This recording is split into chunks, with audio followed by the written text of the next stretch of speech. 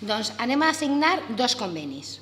Uno, que ja vos lo vaig avançar, que és la millora de dotació de contenidors sense selectiva, que són en concret 170 contenidors més d'envasos i 35 contenidors de lo que és paper i cartró. I després, el projecte Oreca. El projecte Oreca és un projecte novedós en el qual què pretenem fer?